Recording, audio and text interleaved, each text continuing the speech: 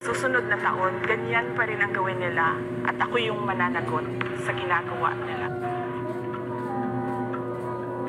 Kaya yan yung sinasabi ko, bakit pa tayo mag-question and answer dito para atakihin niyo ako? Ang masusunod lang naman sa budget, 2 tao lang.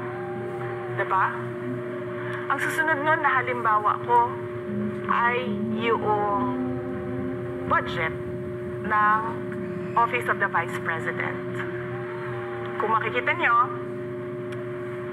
September 2023, merong lumabas na press release. Kasi may sunod din na, wala na. Sabi nila, may meeting makaon siya, wala.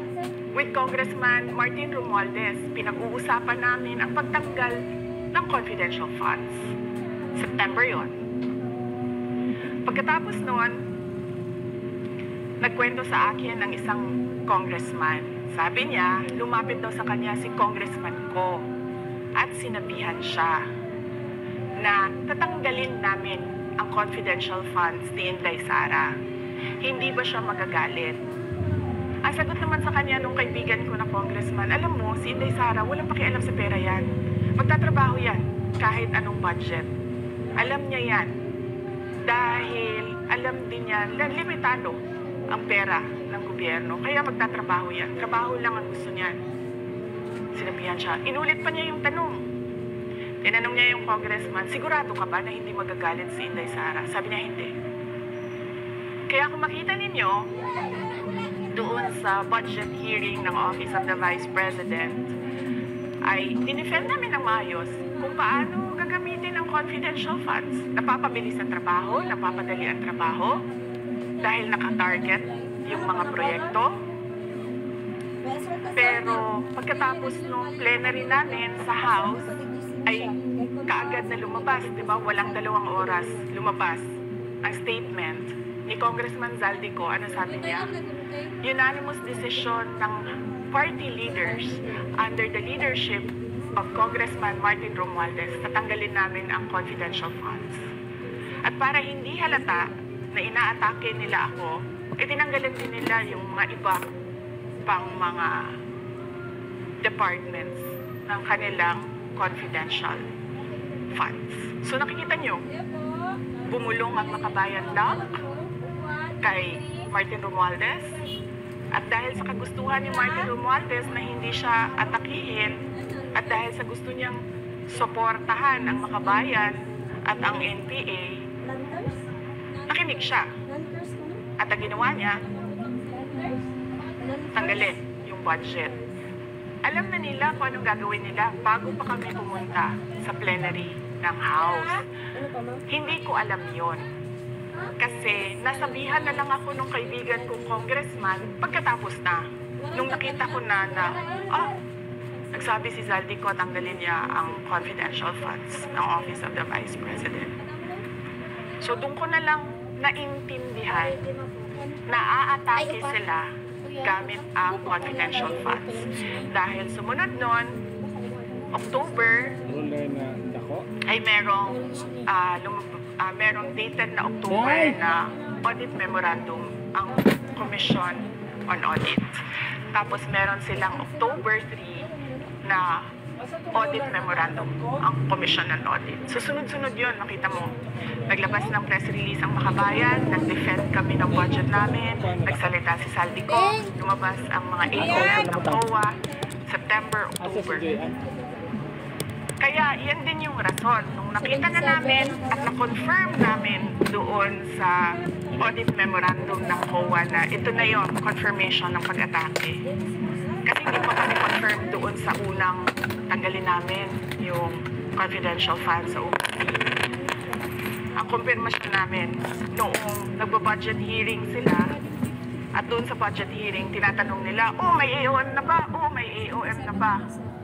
At nakita namin lumabas na. Yun yung confirmation namin na ito yung pag-atake. Kaya nung 4th quarter ng 2023, hindi na ginamit ng Office of the Vice President at ng Department of Education ang confidential funds. Kasi sabi ko sa kanila, kahit gaanong tamang gamit natin dyan, gagawan nila ng mali yan. Bubutasin nila yan at aatakihin tayo gamit ang confidential funds. At ang totoo nito, kung makita ninyo, noong House hearing, noong August 27, 90% ng mga tanong, confidential funds. Kahit na 2024 at 2025, wala ng confidential funds ang Office of the Vice President. So yan yung explanation, mahabang explanation ko. Bakit pa tayo mag-question and answer? Para atakihin ninyo ako? Tapos, alam naman natin lahat. Congressman Zaldico, Congressman Martin Romualdez lang ang nagdidesisyon sa budget ng bayan. Madam Vice President, it seems that there's this great plan against you talaga to destroy you. And speaking of plan, kasi during the budget hearing po, may nagsabi kasi dun ng let's stick to our plan. And you also called that person po. Ano po, can you po share about this po? Ano ba tong plan talaga nila during this budget hearing? Oo. Doon sa budget hearing na nangyari noong August 27, nakita nyo na meron na silang nakahandang PowerPoint presentation, meron na silang nakahandang audiovisual presentation, meron na silang nakahanda na script na binabasa. At yung isa pa nga na congresswoman na sabi niya, wala akong panahon. Basta mahaba ito. Hindi ko mabasa letter per letter. Pero kung makita mo, may nakahanda siya ng mga sagot sa mga sinabi namin sa Commission on Audit. Legal points na sinabi namin sa Commission on Audit. Bakit napakadelikado ng ginagawa na kinukuha ang mga dokumento ng hindi tapos at hindi final na audit. So kung makita mo, ganun yun, nakahanda sila. Makikita natin na let's stick to our plan at takihin natin ito siya.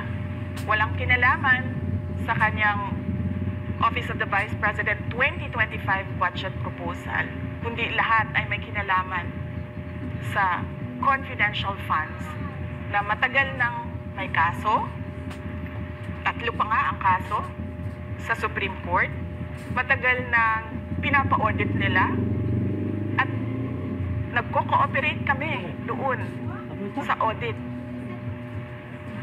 Kaya makikita ninyo kung ulit-ulitin natin yung nangyari noong House budget hearing noong August 27. Meron silang plano na gamitin yon para siraan ako. At hindi lang sila tumitigil dyan.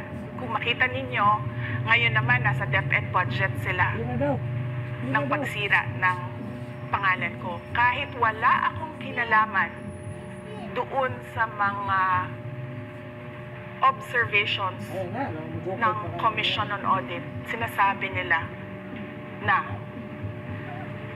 kasalanan ni Inday Sara yan. At going back po dito sa budget hearing, Madam Vice President, kasi mukhang hindi talaga nagustuhan ng mga kongresista ang inyo pong naging sagot at naglabas nga po sila ng kanilang statement about pa din dito sa confidential fund. And itong si Franz Castro, nagsabi siya dito nga daw ay posibleng ito ay isang impeachable offense. Ano pong reaction niyo dito? Hindi na bago ang usapin ng pag-impeach sa akin. Kung babalik tayo nung nakaraang taon, ay nagsalita na si Franz Castro noong November 2023. Nagsabi na siya, ay pinag-uusapan namin ang impeachment ni Inday Sara at nagbigay siya ng mga basehan doon sa ipa-file daw nila na impeachment. Kaya tuloy-tuloy lang yan na pinag-uusapan openly dyan sa House of Representatives ang impeachment. At lagi nandyan sa gitna si Franz Castro sa usaping impeachment sa akin. Unang-una, walang misuse ng confidential funds, walang misuse ng funds ng Department of Education.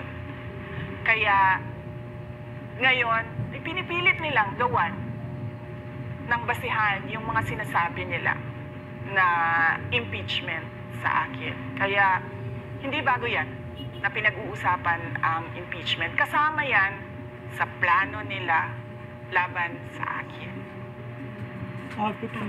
Ma'am, regarding naman po dito, kasi isa sa plano daw po nila ay bigyan kayo ng 0 or 1 peso budget ang OVP po. Kung sakaling mangyari po ito, ano ang magiging hakbang po?